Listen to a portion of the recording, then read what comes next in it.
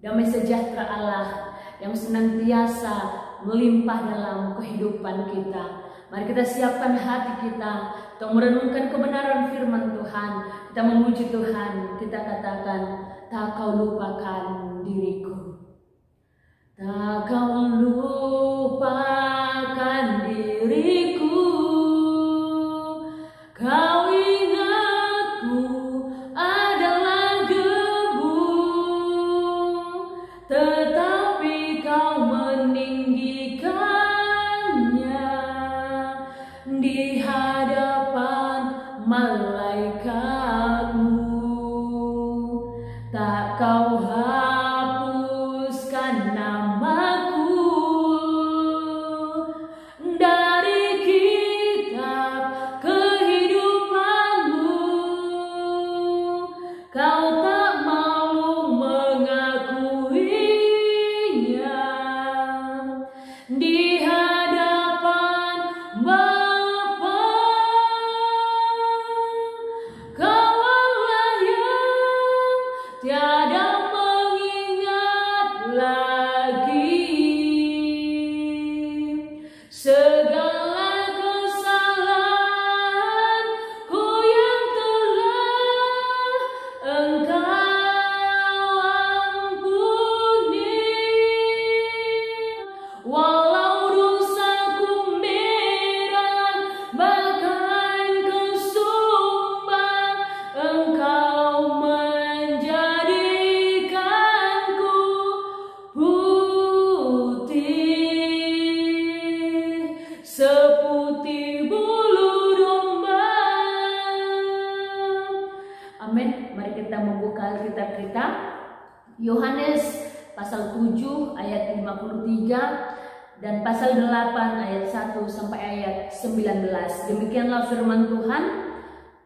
Perempuan yang berzina. Lalu mereka pulang masing-masing ke rumahnya.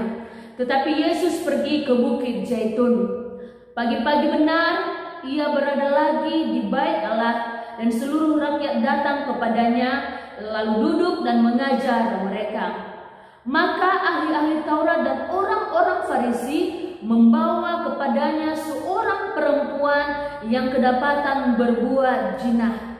Mereka menempatkan perempuan itu di tengah-tengah, lalu berkata kepada Yesus, "Rabi, perempuan ini tertangkap basah ketika ia sedang berbuat zina. Musa dalam hukum Taurat memerintahkan kita untuk melempari perempuan-perempuan yang demikian. Apakah pendapatmu tentang hal itu?" Mereka mengatakan hal itu untuk mencobai dia, supaya mereka memperoleh sesuatu untuk menyalahkannya. Tetapi Yesus membungkuk lalu menulis dengan jarinya di tanah. Dan ketika mereka terus-menerus bertanya kepadanya, ia pun bangkit berdiri lalu berkata kepada mereka, "Barang siapa di antara kamu tidak berdosa, hendaklah ia yang pertama melemparkan batu kepada perempuan itu." Lalu ia membungkuk pula dan menulis di tanah. Tetapi setelah mereka mendengar perkataan itu, pergilah mereka seorang demi seorang, mulai dari yang tertua. Akhirnya tinggal Yesus seorang diri dengan perempuan itu yang tetap di tempatnya. Lalu Yesus bangkit berdiri dan berkata kepadanya, "Hai perempuan, di manakah mereka? Tidak adakah seorang yang menghukum engkau?" Jawabnya, "Tidak ada, Tuhan." Lalu kata Yesus, "Aku pun tidak menghukum engkau. Pergilah dan jangan berbuat dosa lagi mulai dari sekarang." Maka Yesus berkata pula kepada orang banyak, katanya, "Akulah terang dunia.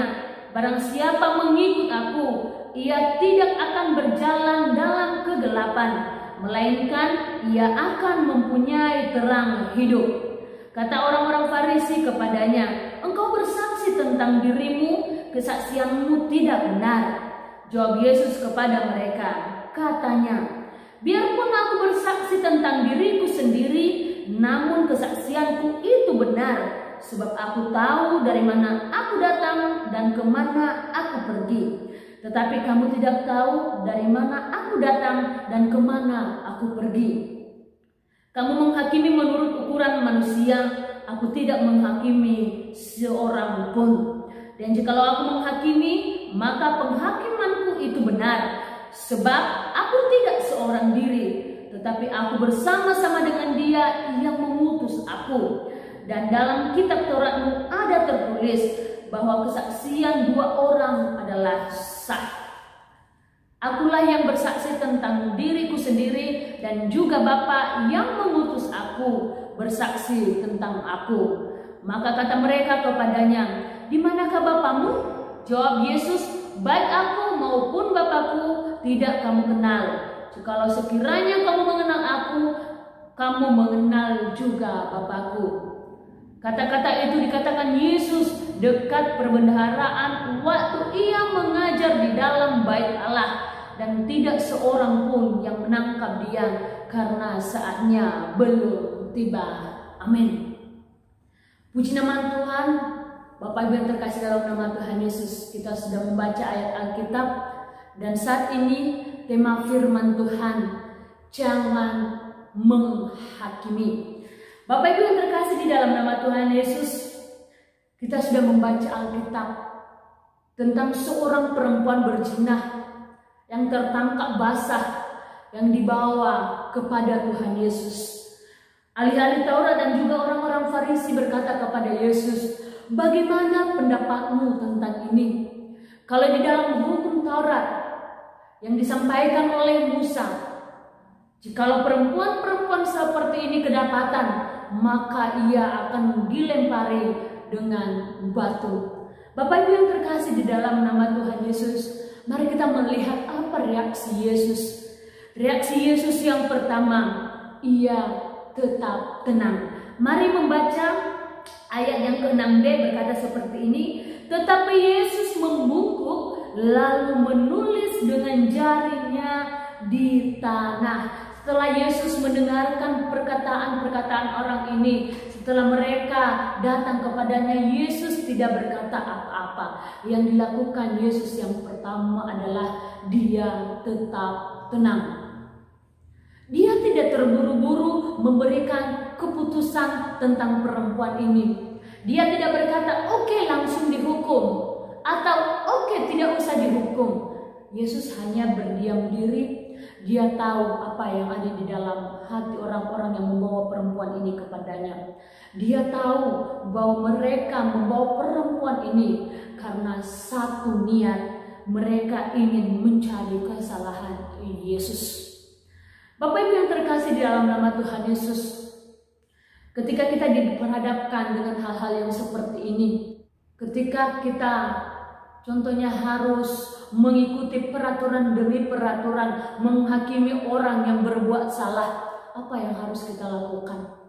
Seperti firman Tuhan katakan, jangan terburu-buru, tetap tenang. Karena saat kita mengambil keputusan dalam keterburu-burukan, bisa akan membuahkan hal yang fatal. Yang kedua, kita perhatikan reaksinya. Kenapa Yesus tetap tenang? Karena Yesus lebih fokus pada perasaan orang berdosa daripada pada hukuman yang akan ditimpakan kepadanya. Yesus peduli jiwa daripada hukuman. Karena itu dasar Yesus tetap tenang saat orang-orang membawa perempuan ini kepadanya, karena dia berpikir perasaan perempuan ini, bahwa perempuan ini pun anak Allah dan layak menerima pertobatan. Yang ketiga, reaksi Yesus berbicara dengan penuh hikmat dan belas kasihan. Perhatikan di ayat yang ke-7 berkata seperti ini. Dan ketika mereka terus-menerus bertanya kepadanya, ia pun bangkit berdiri lalu berkata kepada mereka, barang siapa di antara kamu tidak berdosa, hendaklah ia yang pertama melemparkan batu kepada perempuan itu. Ayat yang ke-9 berkata seperti ini. Tetapi setelah mereka mendengar perkataan itu, pergilah mereka seorang demi seorang, mulai dari yang tertua. Akhirnya tinggallah Yesus seorang diri dengan perempuan itu dan tetap di tempatnya. Bapak Ibu yang terkasih dalam nama Tuhan Yesus, hikmat marifat yang dimiliki oleh Yesus kiranya menjadi bagian kita. Ketika perempuan ini dibawa kepadanya, Yesus berbicara dengan begitu bijaksana kepada mereka. Kalau engkau merasa tidak berdosa, lemparkanlah batu kepadanya. Dan di antara mereka tidak ada seorang pun yang tidak berdosa. Karena itu mereka pergi satu persatu hingga tinggal Yesus dan perempuan ini di situ. Bapak Ibu yang terkasih dalam nama Tuhan Yesus, apa yang dikehendaki Yesus kepada orang yang berdosa? Yesus tidak mengkehendaki hukuman. Yesus mengkehendaki pertobatan terjadi atas orang-orang berdosa. Coba perhatikan ayat 11. Jawabnya, tidak ada Tuhan. Lalu kata Yesus, aku pun tidak menghukum engkau. Pergilah dan jangan berbuat dosa lagi mulai dari sekarang. Yesus tidak menghukumnya Bapak Ibu. Yesus berkata kepadanya, pergilah, bertobatlah, jangan berbuat dosa lagi. Ini kehendak Allah. Jadi Bapak Ibu, ketika ada orang yang wajar dan harus mendapatkan hukuman dan penghakiman, kita jangan terburu-buru mengambil keputusan. Kita jangan terburu-buru menghakimi dia, karena Allah tidak menginginkan itu. Yang Allah inginkan ada pertobatan bagi orang-orang yang berdosa. Yang kedua, yang dikehendaki Yesus ketika kita sudah bertobat adalah kita mengikutnya, berjalan di dalam terangnya. Perhatikan ayat yang ke-12. Maka Yesus berkata pula kepada orang banyak, katanya, akulah terang dunia, barang siapa mengikut aku, ia tidak akan berjalan dalam kegelapan, melainkan ia akan mempunyai terang hidup. Ini Bapak Ibu yang dikehendaki Yesus. Yesus mau setiap orang yang sudah bertobat akan berjalan di dalam terangnya Yesus. Karena itu Yesus mau kita tidak menghakimi orang lain. Alasan kita tidak boleh menghakimi yang pertama, kita sama-sama orang berdosa.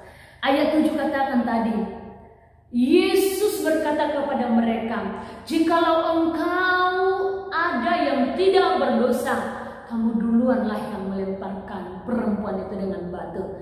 Tetapi mereka sadar hidup mereka berdosa. Bahkan mungkin ada yang merasa di antara mereka lebih besar dosanya daripada perempuan itu.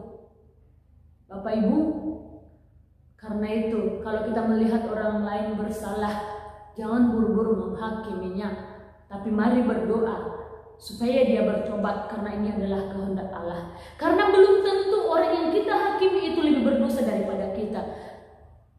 Kadang kita lebih besar dosanya daripada dia.